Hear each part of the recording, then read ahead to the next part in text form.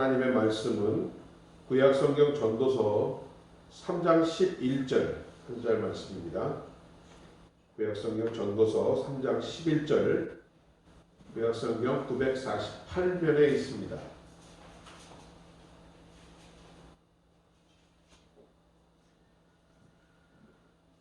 전도서 3장 11절의 말씀 찾으신 분은 함께 읽도록 하겠습니다. 하나님이 모든 것을 지으시되 때를 따라 아름답게 하셨고 또 사람에게 영원을 사모하는 마음을 주셨으니라. 그러나 하나님이 하시는 일의 시종을 사람으로 측량할 수 없게 하셨도다. 아멘. 함께 읽은 전도서 3장 11절 말씀을 본문으로 영원을 사모하는 마음이라는 제목으로 함께 은혜 나누기를 원합니다. 우리 시대에 우상이라는 말이 있습니다. 시대의 우상. 한마디로 말하면 오늘 우리가 살고 있는 이 시대에서 이 시대 정신이 존경하는 인물, 존경할 만한 사람이 과연 어떤 사람이냐를 일컫는 말입니다. 이처럼 우리 시대에 존경을 받을 수 있는, 과연 박수를 받을 수 있는 사람은 어떤 사람인가? 네 가지의 자격이 있어야 한다고 합니다. 첫째는 모든 사람들이 기대하는 그 일의 결과를 얻어낼 수 있는 능력. 자, 그리고 둘째는 자기 일에 집중할 수 있는 사람. 세 번째는 앞으로 다가올 미래를 예측 가능한 사람. 그리고 마지막으로 네 번째는 오늘이라는 날을 즐길 수 있는 사람. 이 네 가지의 능력을 갖춘 사람들이 우리 시대의 우상이라고 말하고 있습니다. 저는 오늘 본문은 전도서 3장 13절이지만 오늘 설교의 내용은 누가복음 12장에 나오는 한 부자 농부를 여러분과 함께 이야기하고 싶습니다. 누가복음 12장에 기록된 그 농부는 어느 해에 씨를 뿌리고 가만히 여름을 지나고 보니까 그 해 가을에 소출이 굉장히 많을 것 같습니다. 수확이 많고 풍성할 것 같다라는 예측을 합니다. 그래서 이 농부는 현재 가지고 있는 자기의 곳간마다 이 풍성한 수확을 다 채울 수 없겠다라는 생각을 하고 곳간을 넓히는 곳간 개조 작업을 착수합니다. 자, 이제 가을이 왔습니다. 그 농부의 예상은 적중했습니다. 그리고 넓혀놓은 곳간마다 곡식들로 가득가득 채울 수 있었습니다. 얼마나 기분이 좋은지 추수를 다 끝낸 그 농부는 그날 밤에 자기 스스로에게 이렇게 독백처럼 말을 합니다. 내 영혼아, 너는 여러 해 쓸 물건을 이렇게 많이 쌓아두었으니 이제 평안히 쉬고 먹고 마시고 즐기자. 만약 이 성경에 나타난 이 누가복음의 부자 농부가 오늘 우리 시대를 살고 있는 사람이라면 이 사람은 틀림없이 성공한 사람으로 많은 사람에게 박수를 받았을 것입니다. 바로 앞서 말씀드린 우리 시대의 영웅이 될 수 있을 것입니다. 왜냐하면 그 시대의 영웅을 만드는 네 가지 기준을 조건으로 보아도 이 농부는 모든 그것을 충족하고 있기 때문입니다. 첫 번째, 사람들이 기대하는 결과를 그는 얻어낼 수 있는 능력의 사람이었습니다. 그리고 두 번째로, 그는 남들이 다 잠들어 있는 밤에도 땀을 흘리며 자기 농사일에 집중했습니다. 그리고 성공했습니다. 그리고 세 번째, 여름철에 가만히 그 밭을 내다보면서 가을에, 이번 가을에 굉장히 많은 소출이 있을 것이라는 것을 예측하였습니다. 그리고 마지막으로, 자, 추수가 끝난 그 시점에 그는 넉넉한 마음으로 자기 스스로에게 자, 나는 성공한 사람이야. 이제부터는 먹고 마시고 즐기자. 오늘을 즐길 줄 아는 네 번째의 능력까지도 모두 갖춘 그야말로 이 시대의 영웅이 틀림없습니다. 그런데 이 누가복음 12장을 계속해서 보다 보면 이 부자농부가 수확을 이렇게 풍성하게 거두고 정말 뿌듯한 마음으로 혼자 독백을 하던 그 밤에 하나님이 그 부자에게 나타나십니다. 그리고 성경을 보면 하나님은 이렇게 말씀하십니다. 어리석은 자여, 이 시대의 우상으로 박수받아 마땅한 사람에게 하나님은 어리석다라고 말씀하십니다. 많은 사람들이 성공한 사람으로 보고 있는데 하나님께서는 그 농부를 향하여 인생을 결산하면서 그는 어리석었다라는 결론을 내리고 계시는 것입니다. 박수와 칭송을 받으며 성공한 것 같았던 그 인생을 하나님은 어리석다라고 판단하고 계십니다. 과연 그 이유가 어디에 있었는지 오늘 우리 함께 생각해 보고자 합니다. 먼저 하나님께서 그 농부가 어리석다라고 말씀하신 첫 번째 이유는 그는 풍성한 물질을 획득하고 또 그것을 사용할 수는 있었지만 그 사용에 대한 목적이 없었기 때문입니다. 여러분, 우리는 물질이 참 중요합니다. 그런데 그 물질을 추구하는 또 그 물질을 사용하는 어떤 목적도 그 부자에게 없었기 때문에 하나님은 그를 어리석다라고 오늘 판단하고 계시는 것입니다. 여러분, 성경은 물질 그 자체를 결코 나쁘다고 말하지 않습니다. 예를 들어 돈은 악이다, 물질은 죄다라고 성경은 말씀하지 않습니다. 다만 성경은 돈을 사랑하는 것이 일만하게 뿌리다라고 말씀하고 있습니다. 결코 돈 자체를 성경은 정죄하지 않습니다. 그야말로 돈 자체는 성경적으로만 본다면 매우 중립적인 가치의 것입니다. 산상수훈에서도 보시면 예수님께서 이런 말씀을 하십니다. 너희들의 의식주, 너희들의 필요를 이야기하시면서 이 모든 것이 너희에게 있어야 할 줄을 하늘 아버지는 아신다라고 말씀하십니다. 즉 너희가 물질이 필요한 것, 돈이 필요한 것, 살 집이 필요한 것, 의식주의 필요를 하나님도 알고 계신다라고 합니다. 즉 우리가 인생을 위한 필요, 니드에 대해서 하나님은 인정하신다는 말씀입니다. 부정하지 않습니다. 그러나 다만 물질을 사랑하는 그 니드, 필요를 넘어서 그 물질을 사랑하는 욕망에 대해서는 하나님은 부정하고 계시는 것입니다. 여러분, 필요와 욕망은 분명히 다른 것입니다. 또한 이 물질을 얻기 위해서 정당한 노력 그 자체도 성경은 부정하지 않습니다. 오히려 격려하고 있습니다. 자문에 보시면 개미에게로 와서 그 하는 것을 배워라. 개미가 얼마나 열심히 모으고 있는가, 닥쳐올 겨울을 위해서 얼마나 열심히 일하고 있는지 차라리 개미에게 가서 그 지혜를 배우라고까지 말씀하고 있습니다. 정당한 노력, 땀 흘리는 수고는 성경이 인정하고 있다라는 말씀입니다.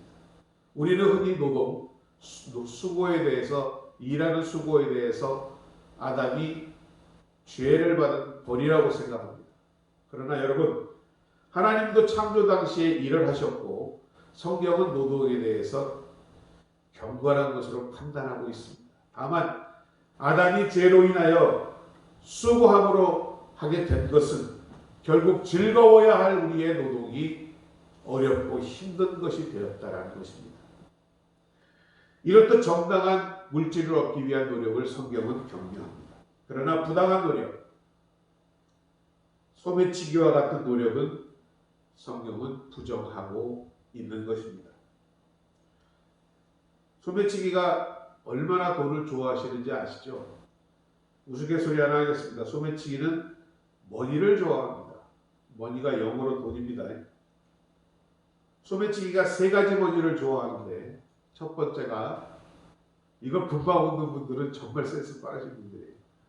세 가지 원인을 좋아하는데 첫 번째 소매치기가 좋아하는 원인은 아주머니, 두 번째 호주머니, 세 번째 슬그머니입니다. 이해되시나요? 자, 이런 부당한 노력에 대해서 성경은 결코 아니라고 말합니다. 그러나 정당한 노력, 우리가 필요를 채우기 위해서 얻는 물질과 그 외의 것들에 대해서는 성경은 결코 나쁘다고 이야기하고 있지 않습니다. 그리고 또한 성경에 나타난 하나님을 바울 서신을 통하여 보면 더 나아가서 이런 표현까지 나옵니다. 후히 주시고 누리게 하시는 하나님이라고 하십니다. 우리가 누린다는 것, 이 물질을 누린다는 것 자체가 죄악이 아니라는 것입니다. 하나님은 오히려 여러분들이 후히 받아서 즐겁게 누리는 것을 기대하고 계신다는 말씀입니다. 그런데 중요한 것은 이것입니다. 이와 같이 하나님이 우리에게 물질을 허락하시고 그것을 받아 누리며 즐겁게 살기를 원하시는데 하나님이 왜 그것을 우리에게 주셨는지에 대한 그 목적을 우리가 알아야 한다는 말씀입니다. 우리에게 물질을 허락하신 궁극적인 목적, 그것이 어디 있는가를 이 부자는 모르고 있었던 것입니다. 종교개혁자 존 칼빈은 하나님이 우리에게 물질을 주셨을 때에 그 물질을 사용하는 사람에게는 두 가지 종류의 사람이 있다라고 합니다. 한 사람은 하나님 앞에 물질을 받았을 때에 거울 앞에 서는 사람입니다. 또 다른 종류의 사람은 하나님께 물질을 받고 창문 앞에 서는 사람이 있다고 합니다. 거울 앞에 서면 무엇이 보입니까? 여러분 자신이 보이시죠? 내가 보입니다. 거울 앞에 선 사람은 물질이 내 손에 들어왔을 때 항상 그것을 가지고 나를 생각합니다. 이걸 가지고 내가 어떻게 할까? 집을 살까? 저금을 할까? 좋은 차를 살까? 항상 나를 생각한다는 말입니다. 그러나 칼빈이 말하는 또 한 종류의 사람, 물질을 받았을 때 창문 앞에 서는 사람은 내가 보이는 것이 아니라 나의 건너편이 보입니다. 여러분, 창 건너편에 무엇이 있습니까? 먼저 우리는 창 건너편에 그 물질을 허락하신 하나님을 보아야 할 줄로 믿습니다. 이 물질을 내가 노력해서 내가 땀 흘려서 내가 움켜쥔 것 같지만 여러분 생각해 보세요. 내가 이 물질을 얻을 수 있도록 노력할 수 있는 건강 안 주셨으면, 나에게 이런 재능 안 주셨으면, 이런 환경 허락하지 않으셨으면 이 물질은 나에게 올 수 없었습니다. 하나님이 그와 같은 것들을 허락해 주셨기에 이 물질이 지금 저에게 온 것입니다. 그렇기 때문에 우리는 창 건너편에 물질을 주신 하나님을 바라볼 수 있어야 되는 것입니다. 그리고 또 한 가지, 우리가 창 건너서 볼 수 있는 것은 바로 하나님이 내게 주신 이 물질을 나누어 줄 수 있는 이웃이 있다는 것을 발견해야 한다라고 존 칼빈은 말하고 있습니다. 어느 날 어떤 서기관이 예수님 앞에 찾아와 이런 질문을 던집니다. 선생님, 이 세상에서 가장 큰 계명이 무엇입니까? 이때 예수님께서는 이렇게 말씀하십니다. 내 마음을 다하고 목숨을 다하고 힘을 다하고 뜻을 다하여 주 너희 하나님을 사랑하고 그 다음 내 이웃을 내 몸과 같이 사랑하라. 이것이 가장 큰 계명이요 율법이라고 말씀하십니다. 바로 이것입니다. 오늘 주님이 말씀하신 이 가장 큰 율법이요 계명이 바로 우리의 물질과 물질의 목적에도 사용되어야 한다는 말씀입니다. 이와 같이 우리는 하나님이 우리에게 작든 크든 물질을 허락하셨을 때에 이것을 가지고 주인이신 하나님을 생각하고 내 주변의 어려운 이웃들과 함께 더불어 살아갈 수 있는 그것이 여러분에게 이 물질을 허락하신 목적인 줄로 믿습니다. 그런데 오늘 이 누가복음 12장 본문을 보면 16절 이하에서 이 부자는 이렇게 이야기합니다. 비유로 저에게 일러가라사대 때 한 부자가 그 밭에 소출이 풍성함에 심중에 생각하여 가로되, 누가복음 12장 16절 이하입니다. 내가 곡식을 쌓아둘 곳이 없으니 어찌할꼬 하고 또 가로되, 내가 이렇게 하리라. 내 곡간을 헐고 더 크게 짓고 내 모든 곡식과 물건을 거기 쌓아두리라. 또 내가 내 영혼에게 이르되 라고 논문은 말합니다. 어떤 단어가 여러분 가장 많이 들리셨습니까? 나라는 단어입니다. 내가 내 물건, 내 곡식, 내 영혼 다 내 것이라고 합니다. 이 사람은 아까 말씀드린 하나님이 주신 물질을 들고 거울 앞에 선 사람인 것입니다. 자, 이 누가복음 이야기의 정점에 도달하면 하나님이 이와 같이 물질을 그에게 풍성히 허락하시고 부자가 스스로 이와 같이 만족하고 있을 때에 하나님은 그에게 찾아오십니다. 그리고 말씀하십니다. 하나님이 이르시되 어리석은 자여, 오늘 밤에 내 영혼을 도로 찾아가리니 그러면 내 예비한 것이 네 것이 되겠느냐. 참 인생 허망합니다. 그죠? 내 영혼이라고 까지 생각하는 내 영혼조차도 내가 가지고 가리니 그러면 네 것이 되겠느냐. 소유권의 문제입니다. 여러분, 우리의 목숨, 재물, 영혼까지도 우리는 모든 것이 하나님이 소유주이심을 믿습니다. 이것이 주님을 내 인생의 주인으로 모시는 바른 신앙의 삶이라는 것입니다. 하나님이 어느 날 찾으셔서 너 이제 그만 살고 이제 나에게 와 하면 그냥 모든 것 다 놓고 가야 되는 것이 우리의 인생이라는 말씀입니다. 여러분이 그토록 움켜쥐고 있는 게 무엇입니까? 여러분 것이 아니라는 말씀입니다. 그러나 우리는 착각하고 살고 있다는 것입니다. 이랬던 부자는 하나님이 그에게 이하는 물질을 허락하신 목적에 대해서 깨닫지 못하고 있었던 것. 이것이 하나님께서 그를 향하여 어리석은 자라고 말씀하신 첫 번째 이유였습니다. 그럼 두 번째 하나님이 그에게 어리석다라고 판단을 하신 이유는 바로 이 농부는 내가 이 물질만 가지면 어떤 행복도 내가 살 수 있다라고, 영혼의 만족까지도 내가 살 수 있다라고 생각했기 때문입니다. 여러분, 물질이 넉넉하면, 풍요로우면 인생은 편리합니다. 편안합니다. 육신이 아주 안락해집니다. 좋은 집, 넓은 집에서 크고 좋은 차 타고, 음식 내가 먹고 싶은 거 마음껏 먹고. 그러나 여러분, 그것만으로 우리의 영혼, 우리의 속사람까지 과연 행복할 수 있다라고 생각하십니까? 그렇지 않다라는 것이 성경의 가르침입니다. 성경은 우리에게 우리는 속사람이 있고 겉사람이 있다라고 가르칩니다. 바로 우리의 속사람은 우리의 영혼인 것이며 우리의 겉사람은 우리의 보이는 육체입니다. 그런데 이 물질로, 또 이 물질로 인한 편리함으로 말미암아 우리의 속사람까지 편안해질 수 없다라는 말씀인 것입니다. 즉, 우리가 가지고 있는 이 물질로 우리는 결코 인생의 행복과 목적을, 삶의 의미를 찾을 수 없다라는 말입니다. 오늘 본문 우리 함께 읽었던 전도서 3장 11절은 그래서 말씀하십니다. 하나님의 모든 것을 지으시되 때를 따라 아름답게 하셨고, 참 제가 좋아하는 구절입니다.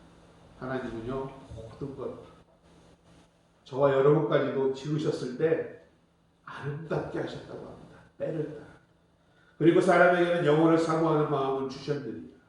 그러나 하나님이 하시는 일의 처음과 끝을 사람으로 측량할 수 없게 하셨다. 하나님은 때에 맞도록 되어지는 모든 것, 하나님의 때에 맞도록 되어지는 모든 것은 아름다운 것인 줄로 믿습니다. 어느 정도는 잠언 16장 4절을 보면 여호와께서 온갖 것을 그 쓰임에 적당하게 지으셨으니 악인도 악한 날에 적당하게 하셨다고 합니다. 땅에서 모든 만물과 그것을 통해 발생되는 수많은 상황들은 하나님의 계획과 섭리의 가운데서만 성취되는 것이라는 말씀입니다. 그러나 우리는 그 하나님의 때와 기한을 모르므로 항상 마음을 겸손하여 나는 할 수 없음을 깨닫고 하나님, 영혼을 사모해야 한다는 것이 오늘 본문의 내용입니다. 애니 히프롬이라는 심리학자, 유명한 심리학자가 있습니다. 그는 결코 행복은 소유에 있지 않다라고 말하고 있습니다. 많이 가진 것 행복의 조건 아니라는 말씀입니다. 결코 소유, 많이 가진 것이 우리에게 행복을 주지 않는다라고 말씀합니다. 그 이유는 우리가 성경 창세기를 보면 하나님이 우리를 창조하실 때에 두 가지로 만드셨습니다. 땅의 흙과 하나님의 생기, 즉 숨결로 우리를 만드셨기 때문입니다. 그렇기 때문에 우리는 흙이라는 육체를 지닌 인간이기에 아까 말씀드렸던 needs, 필요한 것들이 있습니다. 육체의 양식이 필요하다는 말씀입니다. 그런데 우리는 이것만으로 지어진 것이 아니라 하나님의 생기, 하나님의 숨결로 우리 안에 불어넣으신 영혼이라는 것이 있습니다. 그러하기에 결코 이 하나님의 숨결 영혼은 우리의 물질로 채울 수가 없게 된 구조가 바로 우리이기 때문입니다. 그래서 예수님은 말씀하십니다. 사람이 떡으로만 살 것이 아니요 하나님의 입으로 나오는 말씀으로 살 것이라고 주님은 분명히 말씀하고 있지 않습니까? 우리의 육신은 떡을 요구하지만 우리의 영혼은 하나님의 말씀을 요구하고 있다는 것입니다. 우리가 잘 아는, 믿지 않는 분들도 잘 아는 탕자의 비유에 보면 등장하는 둘째 아들은 아버지가 주신 것, 아버지가 나누어 주시는 것, 재산만 있으면 나는 행복할 것이라고 생각하였습니다. 미리 아버지에게 상속분을 받아가지고 먼 나라로 떠납니다.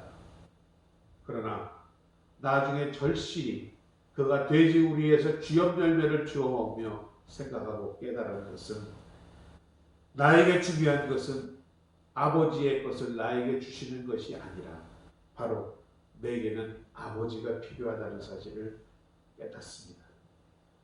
여러분, 우리는 항상 하나님이 주시는 물질, 명예, 주시는 그 무엇을 항상 구하고 살고 있지만 우리에게 정말 필요한 것은 바로 영원, 하나님이라는 것입니다. 하나님만 있으면 그것이 행복입니다. 하나님만 있으면 충분할 줄로 믿습니다. 하나님만 있으면 만족할 줄로 믿습니다. 이 비밀의 고백은 바로 시편의 23편의 고백입니다. 여호와는 나의 목자시니 내게 부족함이 없다라고 합니다. 하나님만이 나의 만족이 되신다라고 다윗은 말하고 있습니다. 만물을 창조하시고 붙들어 섭리하시는 이 하나님이 내 인생길의 목자가 되어주신다면, 나를 인도하여 주신다면 내게는 결코 부족함이 없다라는 고백인 줄로 믿습니다. 그러하기에 이러한 고백을 한 시인은 또 다른 고백을 합니다. 내 영혼이 그래서 주를 찾기에 갈급하나이다라고 말하고 있는 것입니다. 하나님만 찾으면 됩니다. 하나님만 있으면 됩니다. 우는 아이에게 필요한 가장 기도의 응답은 제가 늘 말씀드리죠. 기적이 아닙니다. 우유 아닙니다. 엄마가 응답인 것입니다. 성 어거스틴도 이야기했습니다. 하나님, 우리 영혼이 당신에게로 돌아가 당신의 품 안에 안길 때까지 우리에게는 진정한 쉼이 없다라고 말하고 있습니다. 우리 영혼을 지으신 하나님 안에 돌아가 그 품에 안길 때에만 우리에게는 진정한 안식이 있다라는 이야기입니다. 그럼에도 불구하고 오늘 이 성경에 나타난 어리석은 부자는 내가 이 물질만 있으면 이 영혼까지도 내가 살 수 있다, 행복할 수 있다라고 생각했던 것입니다. 여러분, 영혼은 이와 같이 하나님을 소유하는 것입니다. 영혼을 사모하는 것은 하나님을 만나는 것입니다. 오늘 이러한 깨달음을 통하여 영원이신 하나님을 만나시는 복된 여러분 되시기를 주님의 이름으로 축원드립니다. 오늘 성경에 나타난 이 부자가 어리석다라는 하나님께 선언을 받은 마지막 이유는 그는 바로 자기 영혼을 하나님께 돌려드릴 준비가 되지 않았기 때문입니다. 자, 이 부자는 자기 목숨이 언제라도 이 세상에서 끝날 수 있다라는 그런 사실을 잊고 있었습니다. 저와 여러분도 그러지 않을까요? 언제라도 내 생명은 여러분 끝날 수 있는 것입니다. 그래서 우리가 아침 새벽 예배 드릴 때마다 첫 기도가 그것입니다. 주님, 오지 않을지도 몰랐던 오늘을 우리에게 허락하시고 이 아침 첫 시간 우리가 주님께 찾아오게 하시면 감사드립니다. 여러분, 매일 자고 일어나는 건 당연한 것 같지요? 절대 그렇지 않습니다. 정말 하나님의 은혜와 사랑이 없다면 이 복된 오늘이라는 날을 우리는 누릴 수가 없는 것입니다. 그러나 이 부자는 그것을 잊고 살았습니다. 영원히 살 수 있을 것으로 착각했던 것입니다. 우리 오늘 본문이 전도서인데 전도서에 가장 유명한 구절이 있죠. 헛되다는 말을 무려 5번이나 헛되고 헛되며 헛되고 헛되니 모든 것이 헛되도다. 많은 사람들이 이 전도서는 솔로몬이 지었다라고 말씀들을 합니다.